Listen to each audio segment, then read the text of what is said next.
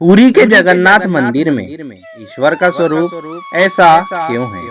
पुरी के जगन्नाथ मंदिर में ईश्वर का स्वरूप ऐसा क्यों है जिसकी ना भुजाएं हैं ना चरण और बड़ी बड़ी आंखें हैं। संस्कृतियों, त्योहारों और रहन सहन की विविधता वाले अपने देश में कुछ त्योहार और उनकी रीतियां ऐसी है जो कि विश्व प्रसिद्ध है।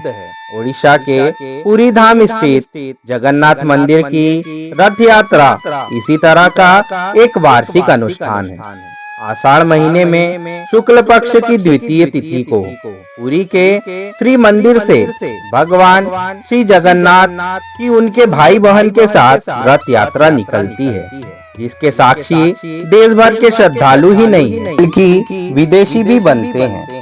जगन्नाथ कौन है और किसके अवतार हैं? इसे लेकर विष्णु पुराण, नारद पुराण और हरिवंश पुराण में विस्तार से जिक्र होता है। इसमें भगवान विष्णु के कई नामों से उनका एक नाम श्री जगन्नाथ बताया गया है और जगत पालक के रूप में ही उनकी पूजा होती है।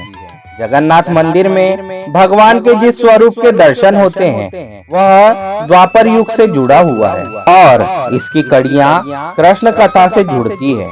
मैंने तो राधा की भी कहानियां सुनी है। मैंने रुक्मिणी दीदी से पूछा तो वह भी हंसकर टाल देती है, कोई हमें कुछ बताता ही नहीं है। ये सब सुनकर वासुदेव की पहली पत्नी और बलराम जी की माँ रोहिणी खूब हंसने लगी। पहले तो उन्होंने मना किया, लेकिन जब दोनों ही बहुएं बहुत जिद करने लगी तब उन्होंने कहा कि ठीक है, मैं तुम दोनों को कृष्ण की बाल लीला सुनाऊंगी, लेकिन ध्यान रहे कि ये कथा कृष्ण और बलराम के कानों में न पड़ जाए।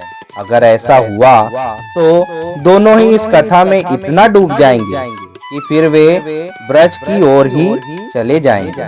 तब तुम सभी कुछ नहीं कर पाओगी। इस पर सत्यभामा प्रसन्न होते हुए बोली, आप चिंता ना करें, मेरे पास एक योजना है। हम सभी एक दिन रेवतक पर्वत पर माँ अंबिका के पूजन के लिए चलेंगे। सुहागिन स्त्रियों के इस पूजन के लिए सभी इकट्ठा होंगी और इस तरह हमें एकांत भी मिल जाएगा। ऐसी योजना बनाकर द्वारिका के राजमहल की सभी बहुएं भगवान श्री कृष्ण की बाल कथा सुनने के दिन का इंतजार करने लगी।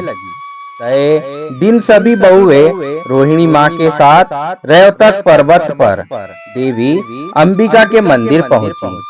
यहाँ उन्होंने सुभद्रा को बाहर पहरे पर बिठा दिया और फिर सभी रोहिणी माँ से कथा सुनने लगी।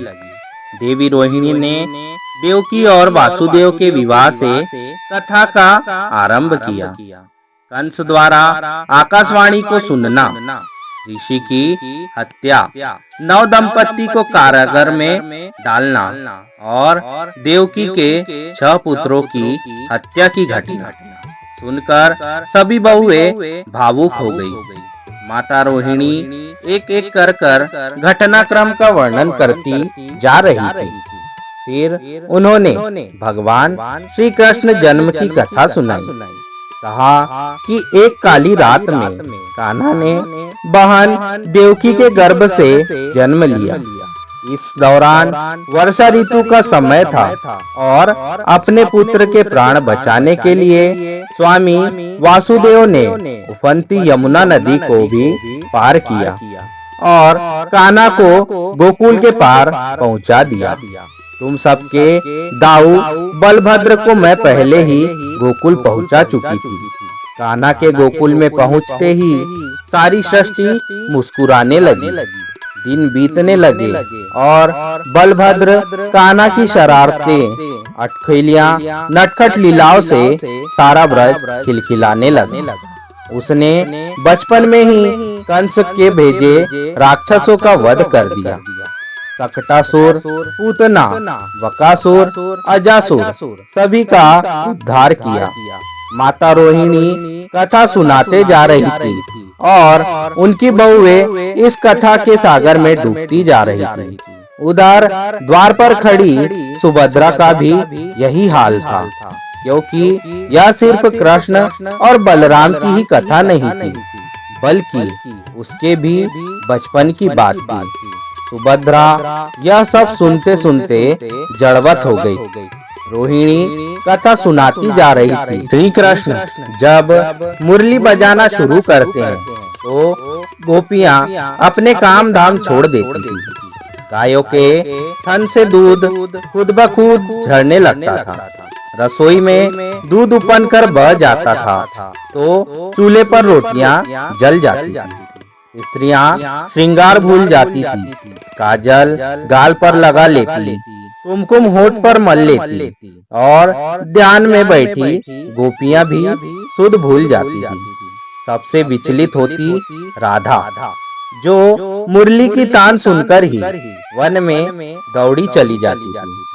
उधर राजमहल में राज परिवार की स्त्रियों के न होने से हलचल मच गई। श्री कृष्ण बलराम ने तो किसी अनिष्ट की आशंका से खुद सुभद्रा व अन्य सभी को खोजते हुए रेवतक मंदिर तक पहुंच गए। यहाँ पर उन्होंने बहन सुभद्रा को जड़ स्थिति में खड़े देखा तो वे भी वहीं खड़े हो गए।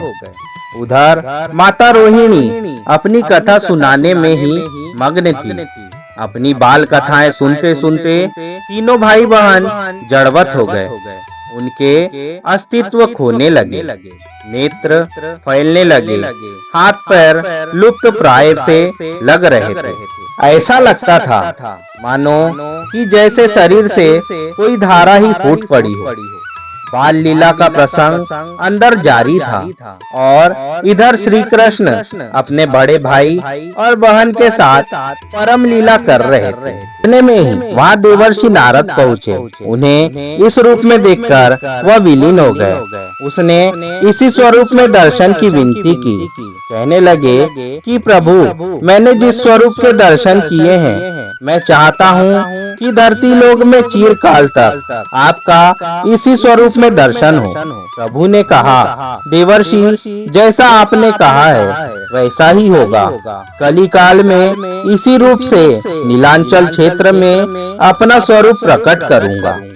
आपने जिस बाल भाव वाले स्वरूप में मुझे अंगहीन देखा है, तब मेरा वही विग्रह प्रकट होगा। मैं स्वयं अपने भक्तों को दर्शन देने के लिए उनके बीच आऊंगा। अपने भाई बहन के साथ मेरा यह स्वरूप जगन्नाथ के नाम से जाना जाएगा। श्री कृष्ण के दिव्य वाक्यों के अनुसार कलयुग में उसी दिव्य स्वरूप के विग्रह ने प्रकट होकर भगवान श्री जगन्नाथ प्रभु के रूप में भक्तों को दर्शन दिया। रथ यात्रा के स्वरूप में भगवान जगन्नाथ अपने भाई बलभद्र व बहन सुभद्रा के साथ भक्तों के बीच आते हैं। उनके हाथ पैर नहीं हैं, केवल आंखें ही आंखें हैं, ताकि वे अपने भक्तों को जी भरकर देख सके। दोस्तों, वीडियो अगर आपको अच्छी लगी हो तो वीडियो को लाइक, हमारे चैनल को सब्सक्राइब और बेल आइकन पर क्लिक कर दीजिएगा। वीडियो को ज्यादा से ज्यादा शेयर करके कमेंट में जय श्री जगन्नाथ जरूर लिखिएगा। जय श्री जगन्नाथ दोस्तों।